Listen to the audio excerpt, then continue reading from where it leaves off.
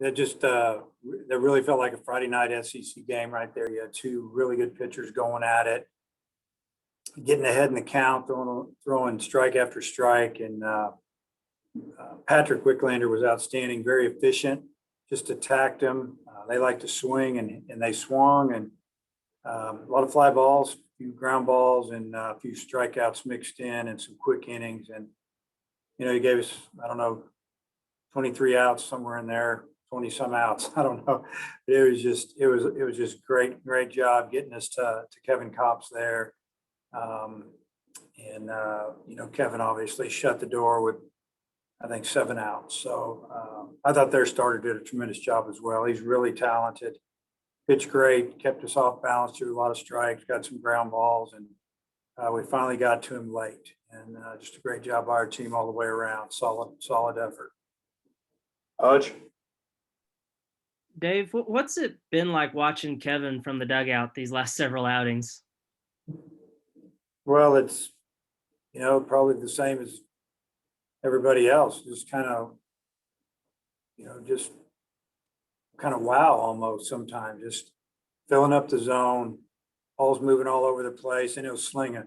I think he threw a fastball. I saw it 94 on the board once, 92, 93, cutter 87, sliders. It's been really impressive. And just the fact that he just keeps repeating it. He's on a good roll right now, and he's confident, and the team loves it when he's out there. And what was working for Wicklander tonight? And then he had a low pitch count, but was it just kind of like a third time through the order type of deal, and they were starting to get to him, or? Yeah, well, what was working for him was his fastball. He threw it 80%. He threw 67 pitches, and 80% of them were fastballs. It was the third time through. Obviously, we just scored 2 runs to take the lead, got a big hit, and we had Kevin getting loose. We had 9 outs to get to win the game. He got an out. I think they got 2 hits in a row, and why wait? Why wait? We need 7 outs, 8 outs, whatever it was at the time. I think it was 7. That it was just time to get him. Bob? Dave, Franklin was down 1-2 on that single, and it looked like Marceau hung a breaking ball to him. What did you see on that? And then what did you see on the home run? He was obviously hit 3-1 on that one. Yeah, he was down a 1-2 count. I think he fouled a pitch off, and then I don't know exactly what happened, but the pitch that he hit was a breaking ball that was left up in the zone. One of the few mistakes that he made all night, and at least with his breaking ball, and just a great job of Franklin just doing what you're supposed to do with an off-speed pitch, especially when you're down the count. Just hit it right back where it came from. Big 2 RBI single, and then the home run. Good job working the count to 3-1. He got him a fastball, and he hammered it. He hit the bottom half of it. He hit it really high. On a normal day, that ball goes way out of here. But the wind got a hold of it a little bit, kept it from going probably another 30, 40 feet. But just did a good job getting a fastball 3-1 and hammering it. And then, that bottom of the 7th could have gone a lot differently if he doesn't throw out Giacana, or however you say his name, or maybe it was Dugas. Whoever he threw out at third, that was a huge play. How big was that? That was huge. They had a runner at first, 1 out, base hit to center. Runner decided to try to go to third, and we're sitting on a 2-run lead, and we're thinking he should probably just throw the ball to second base, but he charged it hard, made a perfect throw. Obviously, it changed the whole inning. Then brought Kevin in. So just a great throw. And if we don't get him out of third there, they got runners at second and third and 1 out. We would have definitely gone to Kevin. But what a day, what an inning he had. His last couple of at bats, he drives in 5 runs and then throws out a runner at third base. Pretty good finish for Franklin there. Yeah, I got a couple more. I'll turn it back to Oliver. Thanks. Randy? Dave, specifically talk what changes that Christian made at the plate. He's been kind of struggling as of late. Did you see anything that he was doing differently today than maybe in the past? I think he's really been conscious of trying to stay through the middle. Just kind of don't worry about pulling the ball, and he's been working hard in pregame with it. He hit the ball extremely well in our pregame batting practice. He's usually the first hitter in Group 1, and he starts us off. And it was really impressive. All the line drives he hit to right field, right center, and up the middle. And he took one round where he let a few go, and he hit a couple balls way out of the park. But for the most part, he just took some professional BPs, so to speak, and he took it to the game with him tonight.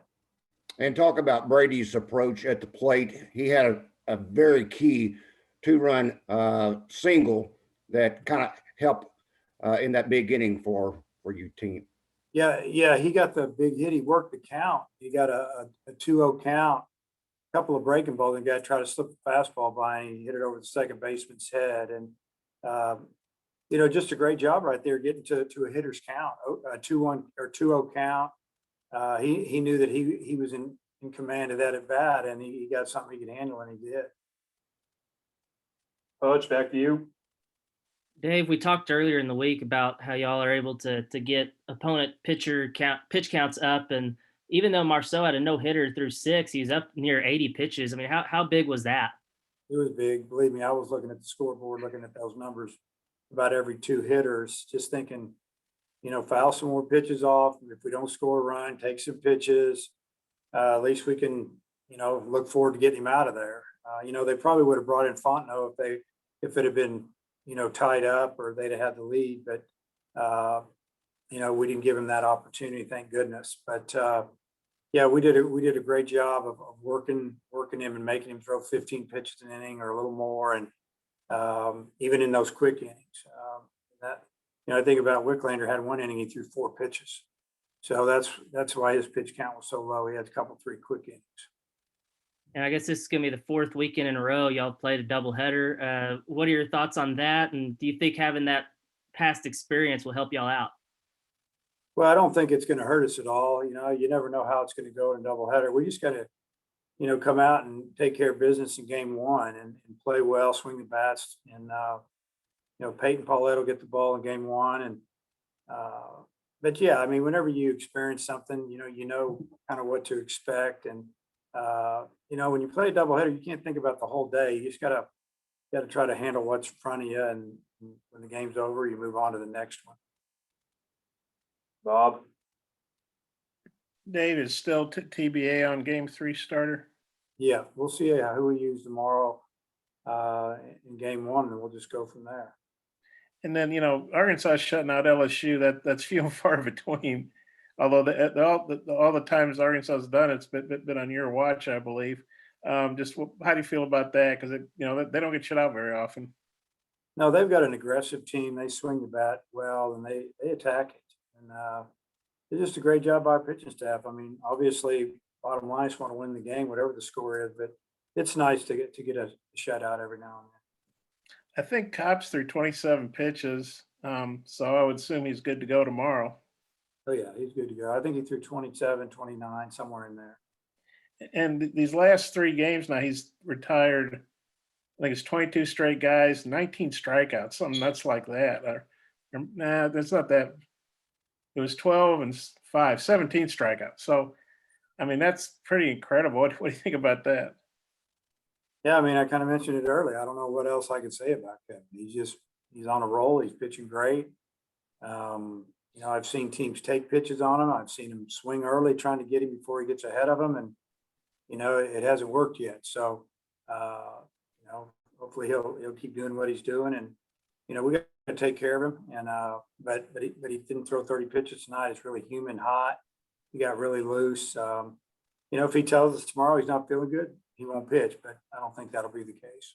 Yeah, well, see, there's some more good stuff you said about him. So you had more stuff to say. Okay, thanks. All right. Randy, anything else? Yeah, Dave, I was just kind of wondering, you talked last week at South Carolina. You saw the Gamecocks, they left the ballpark and y'all were left to stay at the ballpark. Have you kind of thought what maybe the routine will be tomorrow? Well, tomorrow should be a quicker turnaround unless the game is just really quick. I think that, you know, we start at 2, if we play a 3-hour game, I would say it's 5, and we're going to start at 6:30. We won't leave the ballpark. There's a little more room to hang out, bigger dugouts, a little area in the back. But yeah, we're not going to go anywhere. We'll just hang out, play ball. Now you can make a quick run to McDonald's, maybe. I don't know about that. Seth, last thing coming from you. Yeah, Dave, Patrick Wiglander been good past 2 outings. Has he done anything different to continue like progressing? Yeah, I mean, the only thing that, and I've mentioned it a couple of times, because he's really been good about 3 or 4 times in a row now, in our opinion. He just really does a good job of repeating his delivery. He's throwing the fastball on both sides of the plate, and he's not walking anybody. And I do believe that he's healthy, and I think that's a big part of it. He's strong and healthy. All right, thanks for your time, Coach. Okay, see you guys. We've got Christian Franklin coming.